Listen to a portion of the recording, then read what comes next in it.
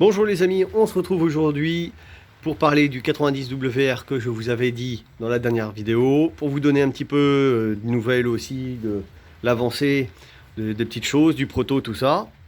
Donc voilà, donc on va faire le tour tout de suite des petites pièces que j'ai déjà montées, comme la boîte à clapet H6. Alors après, voilà, il va y avoir...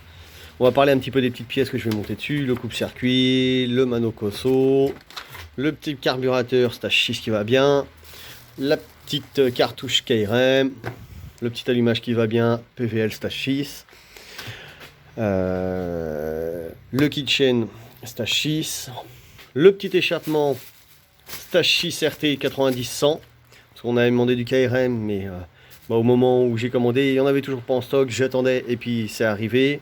Et le KRM est arrivé aussi en même temps, donc du coup ça sera du H6 RT dessus, qui fonctionne très très bien, qu'on a déjà monté sur le proto. Donc voilà, le PVL est monté, calé à 3,73 comme préconisé pour H6. Donc voilà, je vais vous parler un petit peu des... Ah oui, dessus, il y a un petit embrayage Bidalo, bien sûr. Bon les carters sont préparés.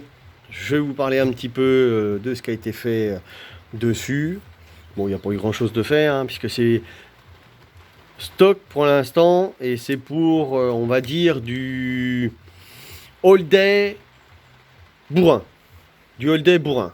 Voilà, il y a le Holday tout court, le Holday bourrin. Donc là, ça sera du Holday, mais un peu bourrin. Donc il faut que ça marche un minimum, mais que ça tienne aussi.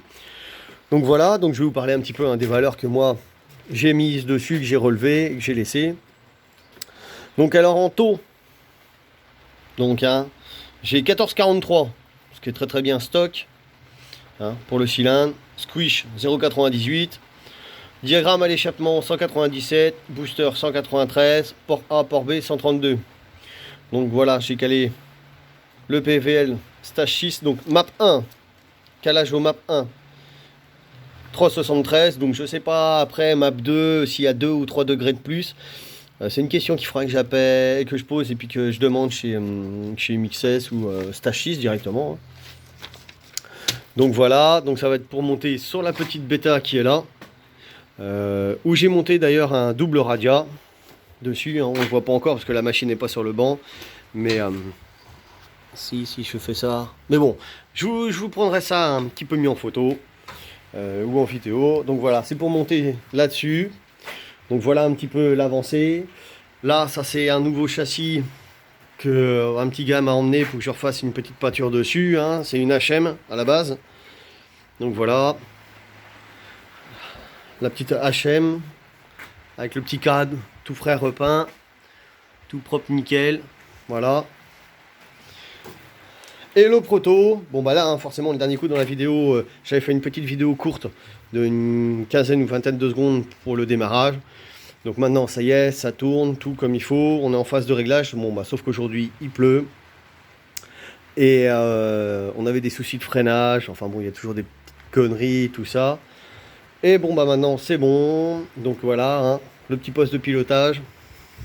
Avec le petit interrupteur. Voilà. La petite pompe à eau. Motor force. Ici, c'est l'ancien bloc qu'il y avait sur la DRD 03.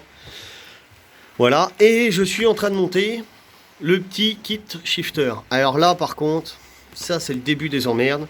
Parce que quand on lit la notice, alors déjà je l'ai reçu sans notice, et le peu de notices que j'ai réussi à trouver, tel qu'ils nous disent de le brancher, donc le fil noir qui est sur le faisceau, donc à la masse, le fil orange sur le fil rouge du PVL, et le fil gris qui reste sur le coupe-circuit, il n'y a pas d'allumage. Je peux vous dire que ça fonctionne, mais alors pas du tout.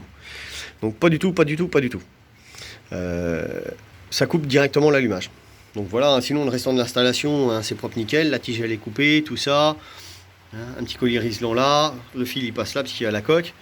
Donc ça fonctionne pas du tout.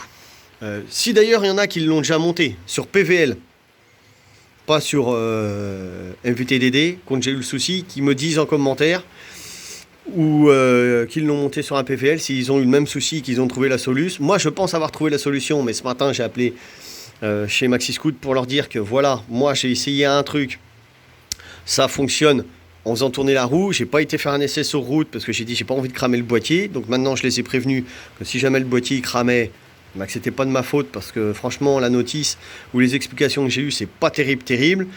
Partout où je regarde, sur toutes les vidéos que j'ai regardées sur la bécannerie, SF, tout ça, alors je pense qu'eux aussi doivent raconter une belle connerie, surtout chez SF, parce que justement chez SF, ils le montrent, comme je vous ai dit, et je peux vous dire que ça marche pas du tout. Pas du tout, pas du tout. Alors, peut-être que sur les MVTDD, de la façon où ils disent de le brancher, ça fonctionne, mais tel que c'est monté dans leur vidéo ou prescrit dans leur vidéo, ça fonctionne pas du tout. Parce que si le boîtier est branché sur le coupe-circuit et les masses, je ne sais pas comment une partie électrique peut fonctionner s'il n'y a pas d'alimentation. Si c'est relié à des masses partout, puisque le coupe-circuit c'est une masse, le fil rouge c'est une mise à la masse pour arrêter la machine, je ne vois pas pourquoi et je ne vois pas comment ça pourrait fonctionner avec comment dire, une mise à la masse permanente tout le temps. Donc le seul moment où ça fonctionnait, c'est quand je débranchais la masse, bah, normal hein. Et là, donc j'ai fait l'essai, je suis passé directement du boîtier diagramme à la bobine. Et là, ça a l'air de fonctionner. Donc, en passant une vitesse et en faisant tourner, j'ai de l'allumage. Parce que quand on va sur le site de chez SP Électronique, ils vous montrent que des montages. Donc celui-là, hein, c'est un shifter qui est monté sans alimentation, hein, vendu comme sur SF ou chez Maxiscoot, donc sans alimentation. Parce qu'il y en a qui ont besoin d'une alimentation de 9 volts ou 12 volts branchée sur la batterie. Et quand le premier coup on m'a envoyé les vidéos ou les liens pour les branchements, bah, c'était des liens qui concernaient que les motocross. Donc pas évident à trouver ça. On n'en parle pas beaucoup en plus parce que c'est un modèle. Alors ceux où on parle des modèles, c'est les anciens modèles avec l'affichage digital. Ici, ça doit être des modèles d'il y a 3 ou 4 ans. C'est des modèles où le contacteur il est sur la pédale et pas sur la tige, parce que ça c'est le modèle contacteur à pousser. Donc voilà, si jamais il y en a qui ont déjà rencontré le même problème, qui me le disent et qui me confirment que la solution que j'ai trouvée c'est bien ça. Donc moi je passe entre la bobine et le boîtier. Donc je passe par les deux fils. Hein, le fil bleu, normalement, je me ponte dessus. Donc normalement, ça doit être ça. De toute façon, je suis sûr que c'est ça. Bon, voilà. Sinon, après, en règle générale... Alors oui, celle-là aussi est équipée du petit pot Stachys RT qui fonctionne pour l'instant très bien. Donc on a fait un passage en dessous dans la coque directement, avec cartouche MXS. Bon, il a mis des petits autocollants Stachys dessus, hein, pour faire parler un petit peu la marque. Donc voilà, le petit Stachys RT qui passe. Franchement, c'est un petit échappement qui est super propre. Fait pas beaucoup de bruit en plus. Donc voilà un petit peu la même air. Donc bon, bah aujourd'hui je devais faire des essais justement pour voir si le shifter fonctionnait correctement. Bah je peux pas, il pleut, donc on fera ça demain. Pareil, je continuerai à faire une petite vidéo de l'avancée des travaux sur la bêta. Mais bon, voilà, c'était pour donner un petit peu de nouvelles, parce que c'est vrai qu'en ce moment, c'est pas évident avec le Covid, tout ça. Les rendez-vous, j'ai mes problèmes de santé aussi à moi, mes problèmes perso. C'est pour ça que je faisais plus beaucoup de vidéos en ce moment, parce que avec les problèmes de santé que j'ai, c'est pas évident. Bon bah voilà, c'était juste pour dire ça. Mais bon, si jamais il y en a qui ont des petites questions à poser, et puis une petite solution qui confirmerait mon hypothèse là-dessus, je suis ravi de les entendre. Et voilà. Et bah je vous dis à la prochaine les amis. Salut!